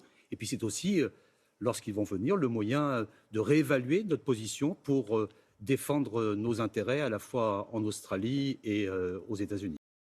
Donc là, vous voyez, on est sur un discours de guerre. Hein. On est sur un discours de guerre, un grand mécontentement. Hein. Tu sens ou pas les heures les plus sombres qui arrivent? En fait, ils vont juste pas partager le homard à l'ambassade. C'est un peu dommage. Chacun va manger son homard dans son coin. Désolé pour la démagogie, hein, mais bon, il faut quand même la faire.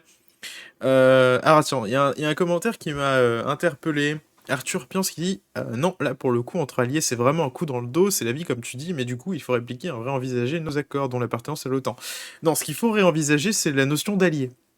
C'est la notion d'allié. C'est-à-dire que l'atlantisme BA, comme précisé dans l'article, n'est pas possible. C'est-à-dire qu'on peut pas d'un côté vouloir une indépendance européenne, puisqu'en fait, tout simplement, l'Union européenne est directement, est un protectorat américain, et sous protectorat américain, et dans l'OTAN, on a les Allemands qui gèrent un petit peu tout ça, qui sont complètement atlantistes, et qui sont complètement vendus aux Américains. Donc voilà pourquoi l'Europe n'a pas réagi non plus sur cette affaire, pour exactement la même raison que ce que je viens d'expliquer. C'est tout simplement ça, c'est que l'Union européenne est est atlantiste, c'est-à-dire ne jure que par les États-Unis, plutôt que de s'allier avec des pays qui ont des intérêts communs, qui sont plus proches, mais qui sont méchants, parce que c'est pas des démocraties libérales comme on l'entend. J'évoque la Russie, évidemment, je pense à la Russie. Et le problème, c'est que voilà, en fait, on continuera d'être surpris. C'est que, ah mince alors, les Allemands sont pas gentils. Enfin, les mecs, je veux dire, ils font tout pour que ça déconne pour nous. Enfin, c'est pas, il y a pas de couple franco-allemand, il y a pas d'alliance véritable avec les États-Unis. On est un protectorat, on est des vassaux des États-Unis plus qu'autre chose. On n'est pas simplement alliés. Donc, ce n'est pas un coup dans le dos entre alliés. Non, c'est pas comme ça, un coup dans le dos entre alliés. Là, c'est-à-dire qu'ils en ont rien à foutre de ce qu'on pense. Il va y avoir aucune répercussion. On a retiré nos ambassadeurs. Regarde, la seule mesure qu'ils prennent, elle est symbolique. C'est-à-dire que Macron va appeler Biden, il va dire regarde, c'est pas bien. Et puis Biden va faire je m'en fous. Et puis voilà. Enfin, c'est tout ce qui va se passer. Ils vont essayer de trouver un truc, ils vont discuter, ils vont s'afficher peut-être ensemble et dire regardez, il y a un problème résolu. Sauf que pas du tout en fait. Le problème, il est plus profond. Et ça, disons que c'est plutôt un symbole voilà, de nos relations avec les États-Unis et de ce pourquoi les États-Unis nous prennent, c'est-à-dire un pays de seconde zone dont plus personne n'a à péter, puisque on n'a plus aucune notion de géopolitique, donc on revient au même problème, on n'a plus de notion de géopolitique ni de politique, de toute façon, on ne fait plus de politique. On pense qu'aujourd'hui, il faut faire du droit, de l'économie, et que c'est rigolo, et c'est sympathique, les Américains sont gentils, et les Russes sont méchants, et les Chinois aussi. Enfin, les Chinois, ça va, ça dépend, ils font des chaussettes, donc c'est cool. Enfin, c'est ce genre de mentalité. Et c'est le pouvoir politique actuel. C'est pas. Voilà. Ils ont voulu Biden. Ils ont voulu Biden qui, lui, veut renforcer la vis, resserrer la vis, en tout cas au niveau de l'Union européenne, alors qu'il y avait Trump qu'on avait rien à péter avant. Bah, vous avez soutenu Biden, vous avez la même politique que Trump en matière comment dire, d'intérêt, parce qu'ils ont tous ça en commun. Ils restent patriotes, entre guillemets. Ils défendent leur pays. leur empire, mais le truc, c'est que Biden aurait quelque chose à foutre de l'Union européenne, puisqu'il sait que c'est un enjeu majeur, et il sait que, il sait que ça fonctionne comme ça, quoi. Donc, sortir de l'OTAN, voilà, bah, typiquement, c'est partie des trucs qui pourraient être évoqués, qui sont à discuter. Et s'allier à la Russie, c'est pareil. L'Eurasie, créer une enfin, on va pas discuter de géopolitique pendant 150 ans, mais s'allier à la Russie et faire une force du milieu, c'est-à-dire entre la Chine, les États-Unis, eh bien, former quelque chose au milieu qui pourrait concurrencer, en tout cas, ces deux empires, l'empire chinois et l'empire américain. Bon, c'était le petit point sérieux, hein, puisque, puisque évidemment on a parlé de beaucoup de sujets assez drôles, en tout cas assez drôles, bon, mis à part les talibans, hein, on va pas dire que c'est drôle, mais bon, bref. Donc qu'est-ce qu'on a d'autre? Je regarde, hein, vite fait. Là, on va rentrer sur un sujet un petit peu moins sérieux, vite fait. Je pense on va en évoquer deux. On va en évoquer deux. Voilà, c'est ça. Donc, dans un premier temps, on a cet article. Alors, attends, hop là, cet article de Front Populaire. Cet article de Front Populaire sur l'English Touring Opera. Donc, attends, il faut peut-être que je retrouve le. Peut-être que je retrouve la vidéo. Y'a pas la vidéo? Si quelqu'un peut me mettre le lien de la vidéo, je l'ai perdu. Sujet. Ah non, je mets pas ça. Tout simplement, dernière nouvelle du Wokistan britannique. 14 musiciens de l'opéra, itinérant britannique, l'English Touring Opera, dont certains employés depuis plus de 20 ans ont été mis à la porte par l'institution, le prétexte, la volonté des dirigeants d'accroître la diversité au sein de la compagnie. Ce qui veut dire qu'ils ont été virés parce qu'ils sont blancs. Hein. Voilà, on va pas se le cacher, c'est pas pour accroître la diversité. Quand tu vires des gens, tu n'accrois pas la diversité, tu vires juste des gens, hein, déjà dans un premier temps. Et ensuite, quand tu les vires à cause de leur couleur, peu importe la raison, tu les vires parce qu'ils sont blancs.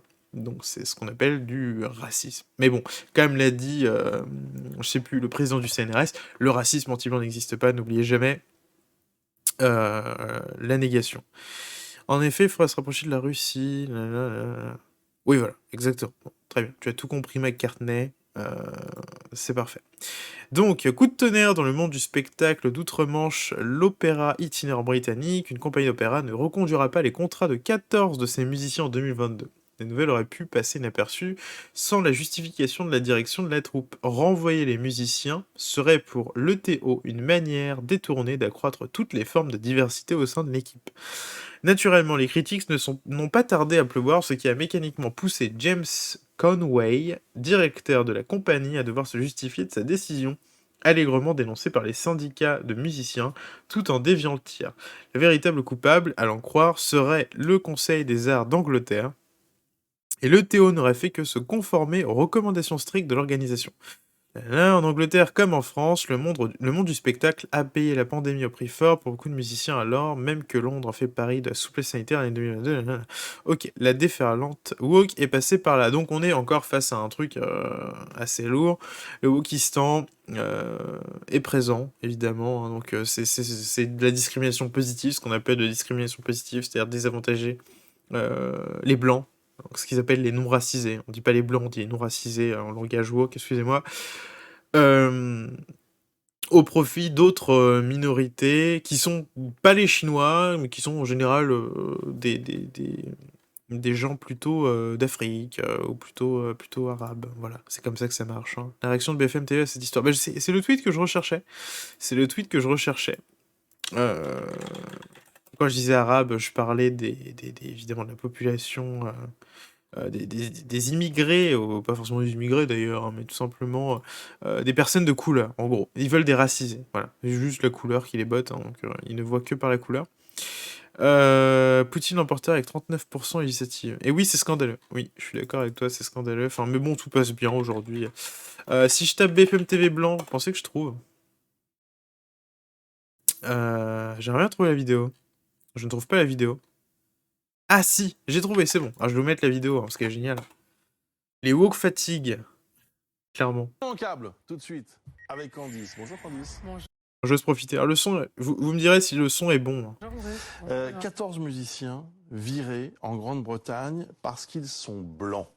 Alors je veux que dans votre tête, là tout de suite, pendant que vous écoutez... Plus fort? Ok. Je veux que pendant que vous écoutez cette émission, vous remplaciez le mot blanc par noir.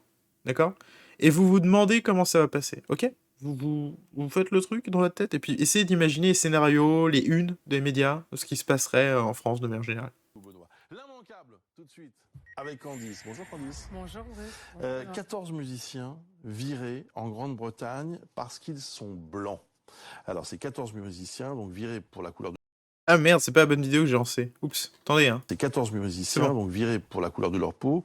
Et quelle que soit la couleur, forcément, cette phrase, elle choque. Oui, forcément, ça choque effectivement. Alors, il s'agit de l'English Touring Opera qui se sépare de ces 14 musiciens blancs. Beaucoup d'ailleurs ont joué dans la compagnie depuis plus de 20 ans. Et l'English Touring Opera, pour vous donner un peu une idée, c'est une compagnie itinérante. Elle donne plus de 100 représentations par an et elle donne accès justement à l'opéra à ceux qui n'y vont pas forcément très souvent. Donc c'est plutôt une bonne chose en soi.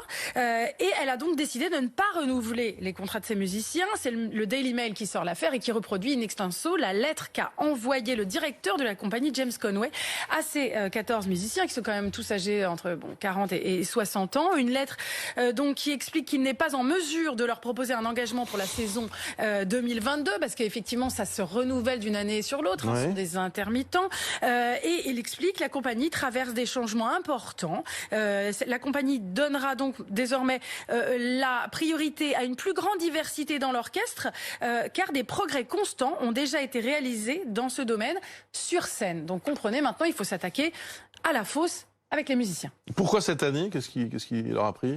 Alors, cette année, c'est vrai que c'est quand même extrêmement dur de se dire que c'est suite à une pandémie quand même que ces musiciens-là, ils n'ont pas travaillé pendant plus d'1 an. Donc, ils comptaient sans doute sur cette nouvelle année pour se refaire, pour à nouveau travailler et parfois éponger des dettes. Le directeur d'ailleurs de la compagnie, James Conway, dit qu'il est plein de gratitude envers ces musiciens. Mais c'est vrai qu'on a un peu du mal à le croire. C'est une façon un peu particulière de le leur montrer. Mais il invoque des directives fermes, dit-il, de l'Arts Council. L'Arts Council, c'est un peu l'instance suprême des arts là-bas, en disant que, l'Arts Council demande justement à ce que la diversité soit privilégiée. Et c'est vrai que l'Arts Council les finance quand même largement, à hauteur de 1,5 million de livres sterling. Seulement l'Arts Council a dit on n'a jamais demandé de virer qui que ce soit et on ne conditionne évidemment pas nos financements à cette chose-là, à ces licenciements, bien sûr. Alors, on peut considérer que le renouvellement est nécessaire, que la diversité doit s'imposer davantage, mais là, il y a quand même un problème de méthode. La diversité doit se... Voilà, hein. N'oubliez pas, le renouvellement doit se faire. Le renouvellement... Vous savez quel mot on utilise normalement, nous? Parce qu'on n'a pas le droit de dire certains mots, dont des mots repris par Renaud Camus, évidemment, vous connaissez cette fameuse théorie. Renouvellement, ça passe. Donc renouvellement is the new créolisation.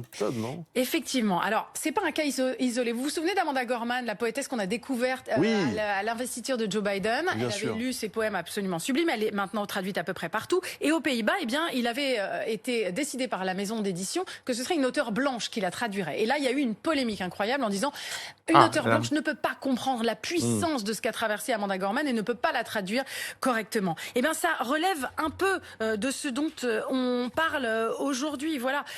Et soyons clairs, par exemple, dans les entreprises aujourd'hui, qui veut aller travailler dans une entreprise où le board, le comité de direction est à majorité des hommes blancs de plus de 50 ans? Non, personne. En fait, c'est un enjeu un peu partout.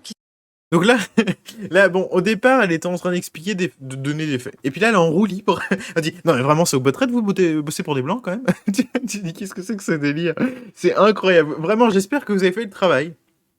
Il faut le faire, hein, c'est comme ça que ça fonctionne.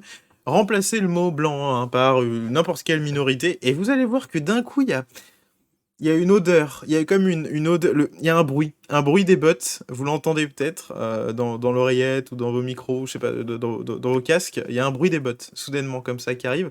Donc voilà, donc là on est ouvertement raciste, à la fin on n'a plus rien à péter. Il se joue là, et il y a évidemment un revers de balancier qui est extrêmement violent, mais mécaniquement, il va falloir parfois en passer par là pour que les choses avancent. Et c'est ça.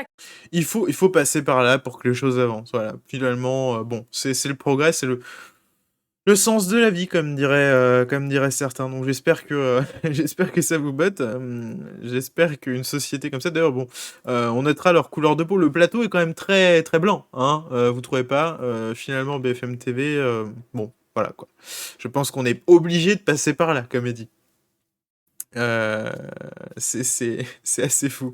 C'est assez fou. Ça rend dingue. Non, mais ça rend assez dingue. Et on va terminer sur un autre truc, hein, puisqu'on est dans les chroniques du Frankistan. Autant poursuivre sur la lancée, n'hésitons pas, lâchons-nous. Donc Frankistan, chronique du Frankistan numéro 18774. Le projet ELV 2022 remplace le mot femme par personne en capacité de porter un enfant. Le document qui reprend des grands axes des écologistes ne déroge pas à ses habitudes en matière d'ambiguïté verbale. Accessible sur le site officiel d'Europe Écologie Les Verts, le programme du parti pour la présidentielle de 2022 affiche clairement la couleur, intitulée Vivant, et prônant dès les premières lignes la liberté, la fraternité, la biodiversité. Le projet se veut une république écologique et sociale. Dans la partie PMA pour laquelle le texte indique qu'elle sera remboursée, le programme précise aussi que le parti assurera un égal accès à la PMA à toutes les personnes en capacité de porter un enfant. Une expression relevée par la journaliste Eugénie Bastier, qui l'a repartagée sur son compte Twitter. Le mot femme est trop compliqué, je crois les écolos plus férus de biologie. A-t-elle posté. Donc Eugénie Bastier, toujours pleine d'humour, allez la suivre, elle est assez bien. Assez bien, elle est même trop bien.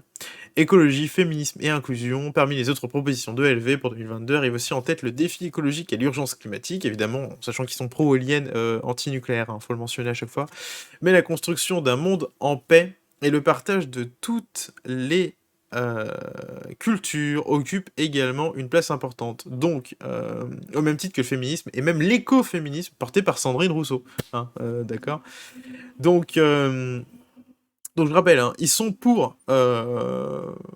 les défis, pour le défi écologique, l'urgence climatique, contre le réchauffement climatique, donc pour l'urgence climatique, la prise en considération de l'urgence climatique, pardonnez, je vais y arriver, hein, tout va bien.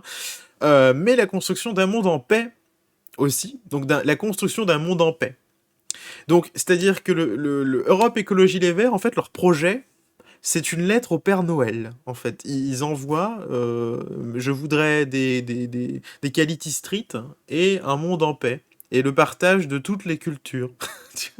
Genre, les mecs sont genre déconnectés, genre, c'est une écriture inclusive. Évidemment, c'est en écriture inclusive. Évidemment, c'est la base, voilà, bon. Voilà, même les affiches. Bon, du coup, c'est chiant parce que c'est des affiches très longues. Mais PMA, bon, du coup, ils sont obligés de. Ouais, ils suppriment l'espace et là, par contre, ils mettent des points. C'est comme ça que ça fonctionne chez Europe Écologie Les Verts. Donc, l'écologie de la langue, ça n'existe plus pour eux. Voilà, donc une autre dérive du Frankistan, du Wokistan, appelez-le comme vous voulez. C'est prometteur, je pense qu'on va vers une société, un monde en paix, et l'inclusion des cultures. Non mais ça fait rire, alors honnêtement ils me font rire, moi ça me fait rire, puisque pour l'instant ils se font pas mal, voilà, mais en attendant le fait est que leurs idées s'infusent, surtout, je sais que Macron a une sympathie naturelle pour la gauche, plutôt woke, il l'a dit, hein, il l'a affirmé, donc c'est quelque chose qui, tu vois, ça fait rire, mais en même temps, ça donne un peu envie de pleurer. Hein, voilà, c'est comme ça que ça fonctionne. Mais c'est vrai qu'on est à un degré, voilà, comme tu disais, un degré de débilité, c'est alarmant, c'est en effet alarmant. Donc, c'était le petit article de la fin, hein, histoire de terminer sur une note très positive, puisque ELV, évidemment, ne sont pas avares en termes de... J'ai pas de mots, qui resterait poli ou courtois, donc on va rien dire. Mais bon, voilà. En tout cas, ELV, Sandrine Rousseau, n'oubliez pas le second tour, c'est essentiel, c'est crucial. Il faut que Sandrine Rousseau passe, voilà, pour que tout trépasse. Donc, ce qui est encore pire, c'est savoir qu'il y a un énorme nombre de personnes qui soutiennent tout ça, ouais. Mais il y a eu un nombre de personnes assez astronomiques qui pensent que, du coup, l'écologie c'est bien, donc ils disent « Ah mais tiens, je vais voter écolo », sauf qu'ils savent pas que derrière, il y a quand même une idéologie qui est assez pourrie, qui est assez craignos, hein, sur bien des aspects. Enfin, j'espère que la revue de presse vous a plu, je pense qu'on va terminer là-dessus. Est-ce que vous avez des questions de manière générale sur Génération Z? Allons-y, hein, parce qu'on peut en profiter. Faire un petit point, en général, j'évite de m'attarder quand il y a le doc, puisque c'est pas toujours pertinent, mais... Enfin, pas toujours pertinent parce que dit le doc, mais en tout cas faire un point sur Génération Z. Mais si vous avez des questions sur le mouvement, si vous êtes curieux, si vous avez des trucs en particulier, n'hésitez pas à les poser pendant que je suis encore là. Jalo peut piquer des voix à Macron, il faut le laisser en place. Oui. Oui, ça peut aussi se passer. Garder mes Torahs, oui c'est vrai. Non mais en écologie, il y a pas mal de trucs, hein, mais ce qu'ils font, c'est pas de l'écologie encore une fois. Enfin, C'est très peu écologique, hein, voilà. Donc voilà. En tout cas, merci. Comment avancent les campagnes d'affichage? Les campagnes d'affichage se passent pas trop mal, écoute. C'est pas mal du tout. Nos militants partout en France, il y a plus de 2000 militants maintenant, hein, qui collent régulièrement. Il y a eu une campagne, la dernière grosse campagne d'affichage, il y a eu 100 000 affiches collées, hein, quand même, hein. Ça reste un chiffre assez énorme. Donc les campagnes d'affichage, ça se passe pas trop mal, écoute. Les militants sont assez actifs et tout va bien. Tout se passe très bien. Les affiches sont très jolies en plus. C'est une première pour moi, et j'ai trouvé ça très intéressant. Bonne nuit, à bientôt. Et merci Rémi Scub, j'espère que je suis content que tu aies passé une bonne soirée. 100 000 affiches de collées, oui, il y a 100 000 affiches qui ont été collées partout en France. Partout en France, hein, évidemment. Donc vraiment partout. Mais ouais, 100 000 affiches. Non, les gens de bon sens votent pas cette supercherie. Les gens, ils sont pas aussi débiles. Enfin, dites-moi que je me trompe pas. Il y a beaucoup de jeunes, hein, tu sais, les jeunes qui marchent pour le climat, machin, tout ça, il y a beaucoup de personnes qui votent, enfin, en tout cas, qui aspirent à voter, qui sont sympathisants. La veille de son livre, alors je sais plus si c'était la veille de son livre ou si c'était le 8, donc la veille du procès. Je crois que c'était plutôt la veille du procès, le collège, la campagne de collège national. On est sympa, en plus, c'est vrai qu'on est très sympa, on est très, très, très sympathique. Euh, voilà, on peut débattre, on peut discuter. On est les moins sectaires, hein, finalement, vous savez. Donc bon, n'hésitez pas. Enfin bon, je pense qu'on va terminer là-dessus. Si vous avez d'autres questions, je répondrai pendant que je vous salue, ou sinon je répondrai après en off dans le chat. Dans tous les cas, je vous invite à nous rejoindre sur Twitter, sur Génération Z-off, d'accord? Attendez, laissez-moi vous mettre la page Génération Z-off sur Discord. On a un serveur Discord qui fonctionne très bien et qui est très actif. Où il y a plein de gens qui discutent tout le temps. C'est très agréable, c'est très, très sympa, très convivial, tu vois, on est très sympa. Et Zemmour est-il favorable à la réémigration? Sacrée question. Alors ça dépend ce que tu mets derrière le mot réémigration, Tim Hortons, parce qu'il y a beaucoup de choses. Le mot est polémique. C'est une formule, mais il y a pas dire réémigration, c'est-à-dire renvoyer les étrangers qui ont commis des délits ou ce genre de truc-là, ou si c'est juste renvoyer absolument tout le monde. Et ça dépend qui tu renvoies, comment tu renvoies, sur quelles conditions tu renvoies. Et le terme réémigration, c'est un peu le terme provoque de type comme de l'esquin, on va dire. Enfin, voilà quoi. Oui, c'est ça, tu vois, bonne force, quoi, vient de le dire. Donc, n'hésitez pas à nous rejoindre sur Génération Zemmour. Il y a le site générationszemmour.fr. Merci, Zied, de l'avoir mis, c'est super.